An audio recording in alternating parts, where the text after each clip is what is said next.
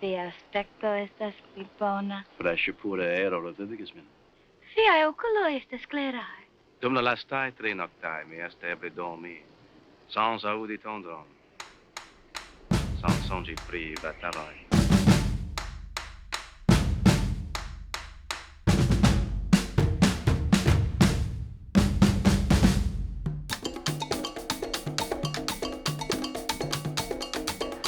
Ni devas fari faru.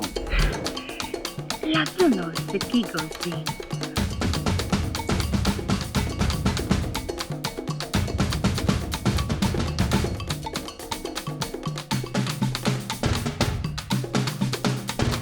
Mi volas ke ĉio estu akurata.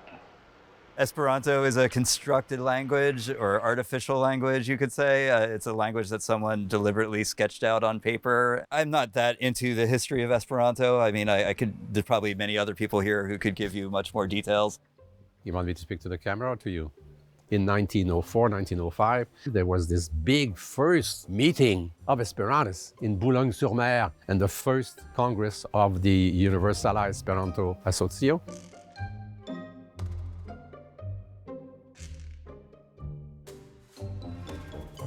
After the First World War, the League of Nations was created, which was something that came before the United Nations. And the League of Nations, even at that time, were looking at ways to ensure that there would be peace in our time and there would be no more wars.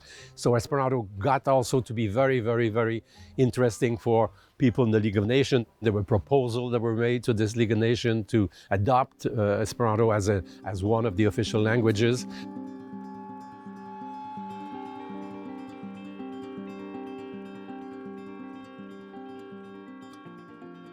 And then the Second World War came, and it was viewed as something bad by people like Hitler. And Esperantists were murdered, they were put into concentration camp. It was forbidden to read, burn books and things like this.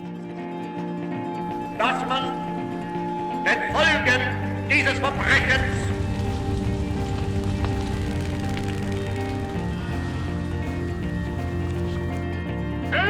ich kleiner Stoff mit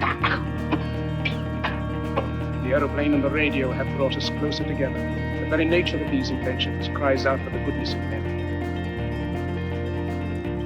Cries out for universal brotherhood and the unity of us all.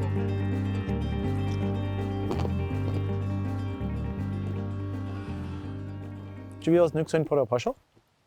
Ja. No. Uno, two, three, so. Oh, vi need us? Okay. So I've always been a language dork. So Esperanto was kind of like on my radar. Like I knew about it, but hadn't started learning it until about 2008. At that time, there was a online course, the 10-lesson postal course by email would be the English title. And yeah, you just sent emails and you'd get corrections. A couple of years ago, I was at UCO, Universala Congreso 2022.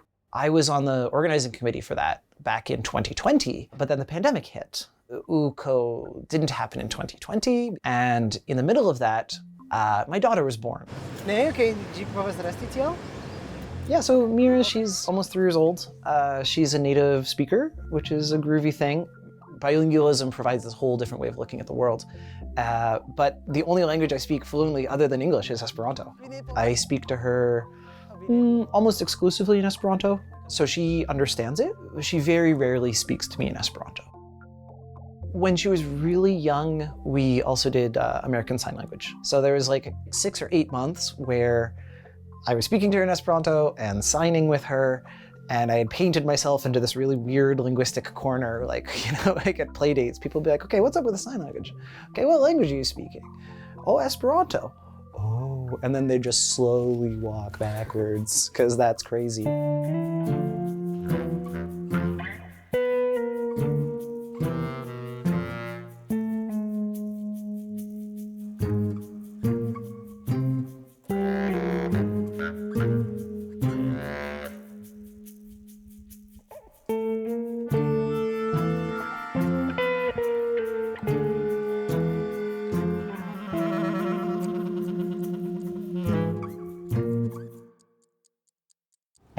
part about Esperanto, that with one language I can go all around the world and use the same language and have a more neutral, let's say, identity. That just pleased me a lot. I want to interject one thing.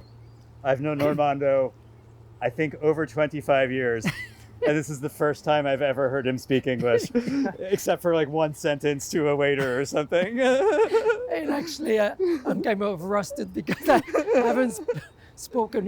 My daily language is Esperanto, actually, because my wife, actually in Europe, I met my wife, and she's from Croatia. The only language between us used to be Esperanto because she could speak German, Croatian, and some Russian, and I could speak Spanish and French and English.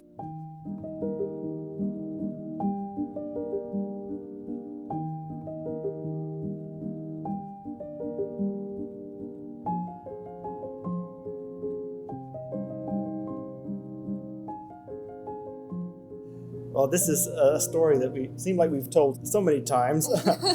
We actually met by applying for the same job as editor of an Esperanto youth magazine. It's an international youth magazine called Contacto, and she was chosen for the position, and I was the runner-up. And when I applied for that job, I knew from the very beginning that I needed an assistant. I just asked, so who was the other candidate?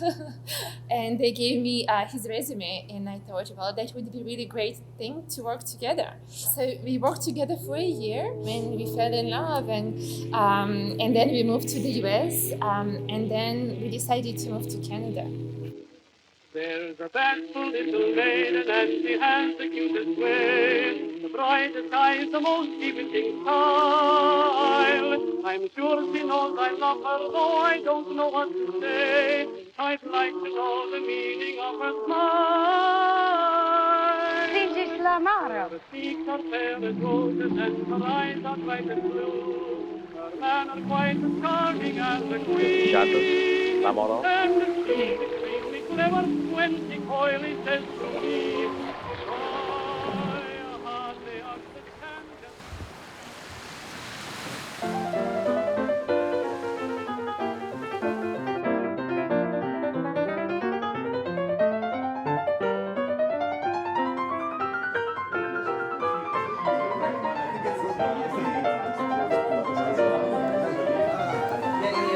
Invite, no, necessity, essa pessoa viu que está sendo invite, porque eu quero esta explica.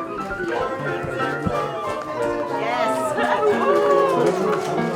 Nick did it. Good morning.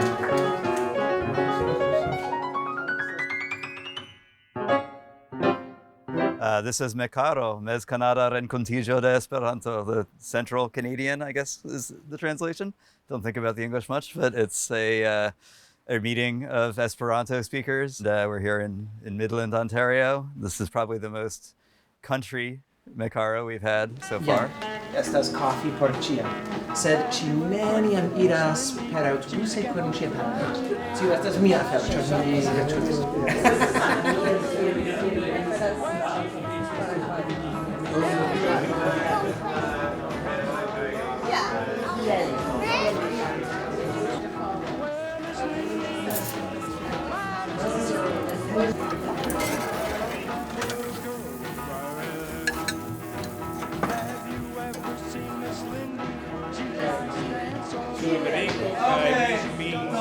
Dum ancora estas lumo, ni grupo tigos sur la plaĝo.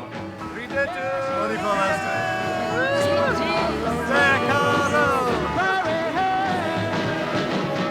Estas ancora muco sur via nazo. Estas ancora iom de muco. Oh, yes. Oh, tiu pli beligas la miran. Kuru. Kai saltu sur patio. So, miri is a verb that means like to marvel. To be like, wow, that's amazing. So mira means like marvelous or fantastic or something like that. Oh no, vi ne portas la ŝuojn. Uh-oh. Yeah, vi forprenis ilin. If she keeps speaking it into adulthood, that'll be amazing. You know, language is a choice, and if she adopts it, that's awesome. If she doesn't, whoa! then that's fine too. Ho, kion vi vidas? O vi rigardas la biciklon tra la truetoj? Atendi ĝis post la geedziĝo. Feston. Veston? Feston. Feston. Kio sukcesas vigligi feston? Kio ĉiam sukcesas? Okay, do vi elektu unu karton kiu estas bona respondo kaj donu ĝin al Normando. It's a window on the world, a sort of weird, unique one, but it's been great for me.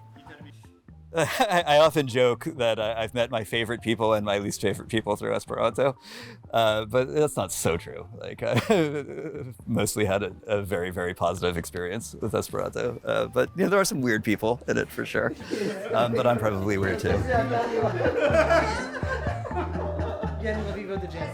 I'm not of the opinion that it's going to someday become the worldwide lingua franca, and honestly, I don't know if I would want to see that. I kind of like it as this, you know, nerdy hobby that people share from around the world. I also think maybe someday it will be bigger than it is. Maybe there'll be a need for it, you know, like it's kind of inevitable that there would be a common language of commerce and science. As Esperantists right now, we're stewards of it, you know, we're keeping it warm in case it's ever needed to be something more serious than a hobby. But it's great as a hobby too.